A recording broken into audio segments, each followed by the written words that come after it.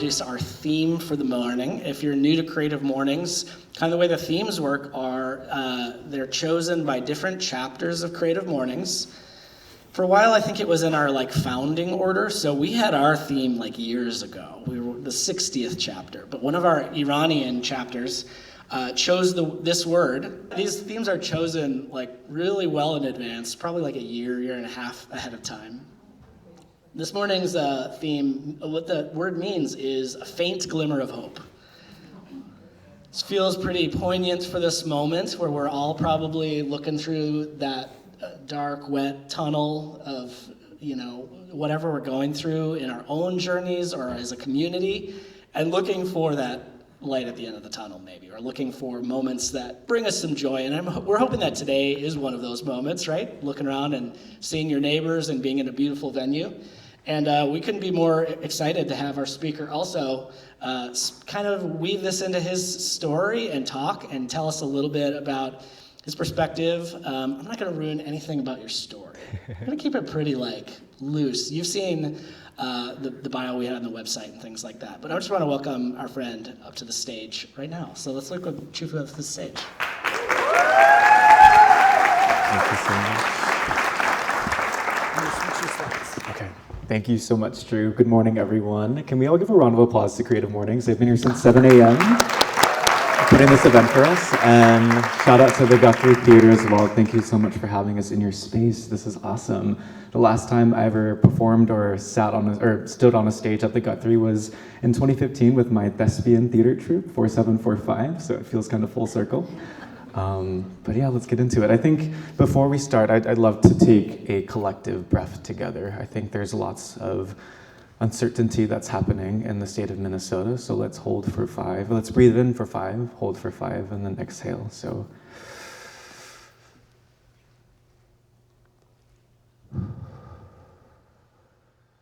thank you for that. I'd like to start off with a quote. Yo-Yo Ma said it takes 3 generations to make an artist because the first generation is trying to survive. The second generation is trying to become educated, so the third generation can finally pursue their creative passions.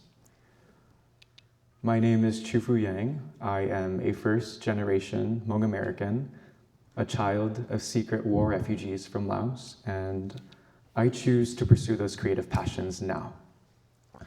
But choosing that path hasn't always been that simple.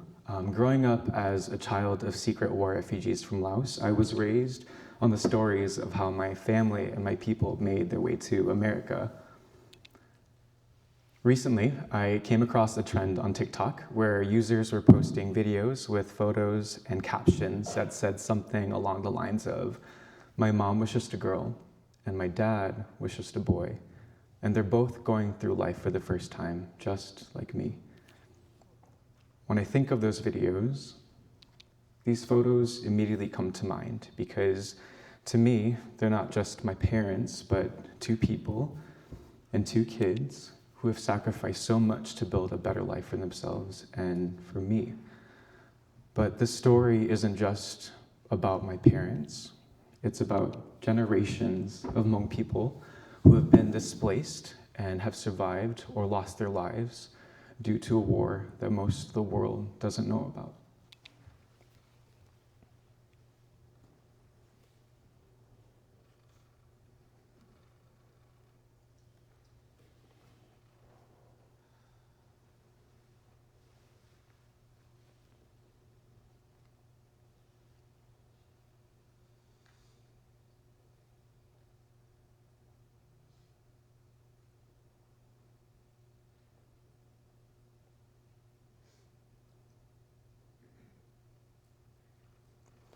This was the reality for my parents, my grandparents, and my great-grandparents.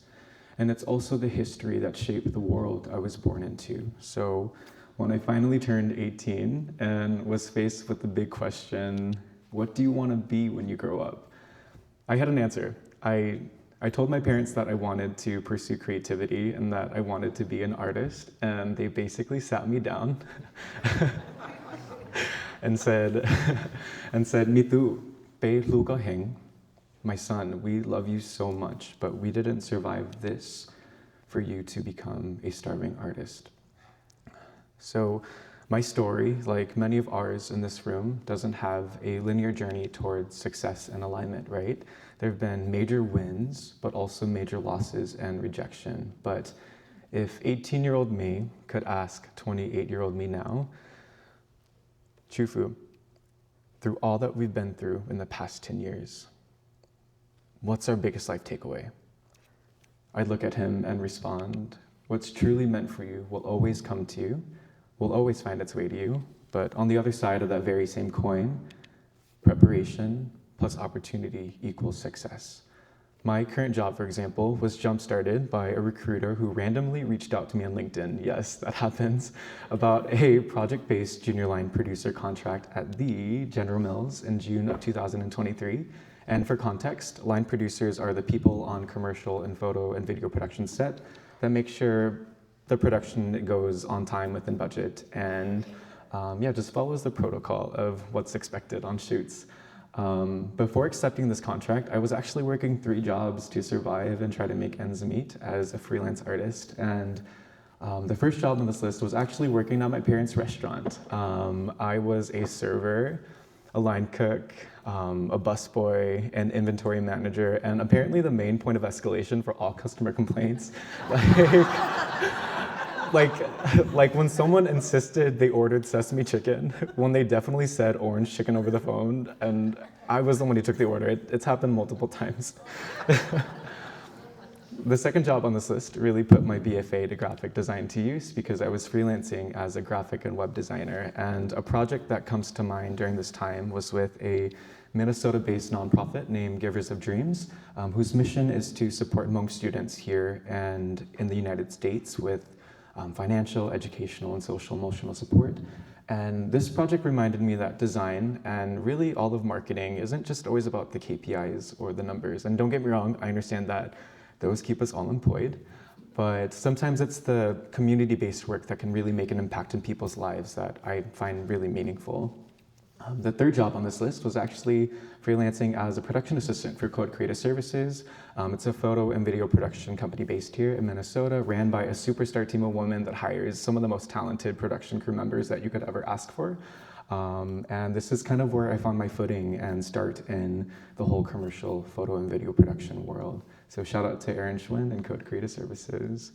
But circling back to General Mills, I accepted the junior line producer contract, and it ultimately pushed my level of creative production and creative project management work into a whole nother level. But suddenly I was managing 4 different jobs at the same time.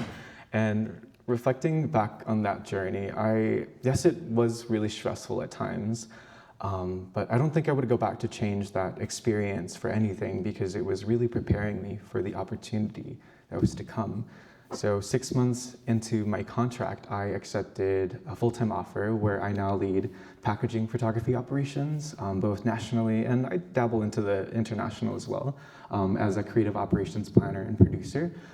This is some of the work that I've done with a local production company named TKP, based here in Minnesota. So I think 2 months into my job, they were like, hey, we need this Kelsey Brothers mix taken photos of, so we need you to plan this photo shoot. And I was very intimidated. And I felt very lucky and grateful to have been able to coordinate such an epic collaboration. But I get to touch on all 40 brands in the portfolio, and it's an awesome job. I'm feeling very grateful just to be surrounded by such smart and talented people. Alongside this, I also support our in-house creative production work, from culinary recipe photo shoots to social media content creation, and through our iconic Betty Crocker kitchens. Yes, that exists. I bring large-scale activations to life, so it could be coordinating space for a taste panel, or supporting logistics for an intern bake-off, or securing space for a consumer learning session with retailers like Walmart. Reflecting on these past 2 years, I think the first thing, I also do graphic design and vendor coordination for our employee resource group. So this was for Asian Leader Network that just happened this week, actually. And then I also support our Pride Network and I do the vendor and graphic design coordination. So that's another thing that I do outside of my day job. But yeah, reflecting on these past 2 years, I think the first thing that comes to mind is, holy shit, I have grown so much since being in this role. And in the next 10 years, how much will I have grown then, right? The second thing that comes to mind is that conversation that I had with my parents when I was 18, and I think I get it now.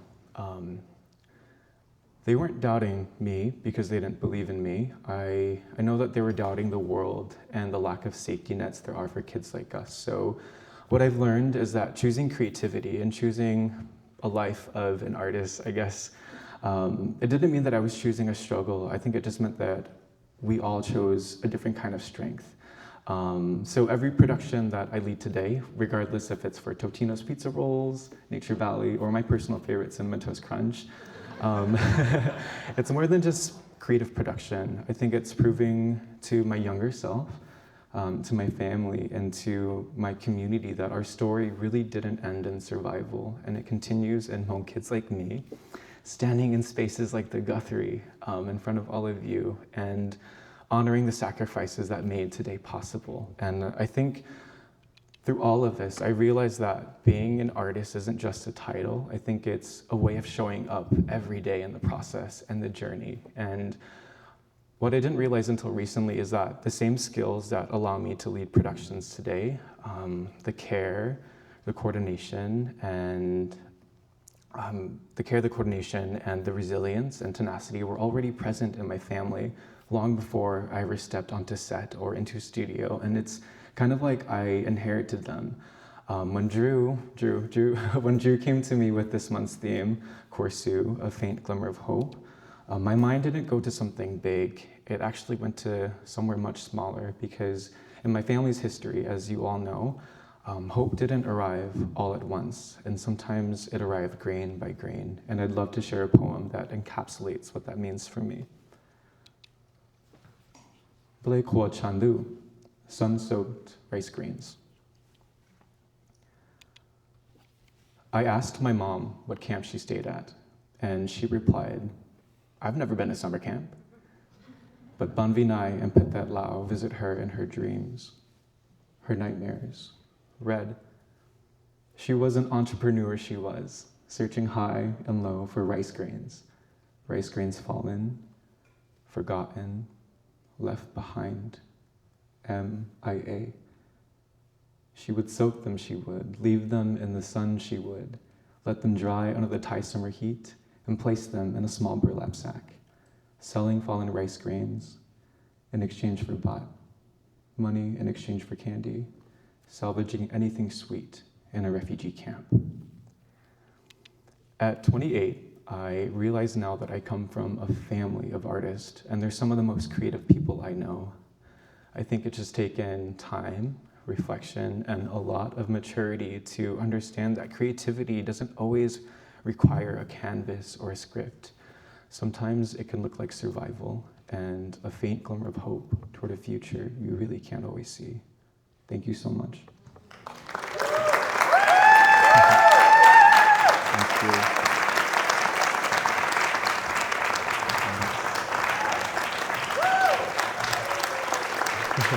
Thank you so much.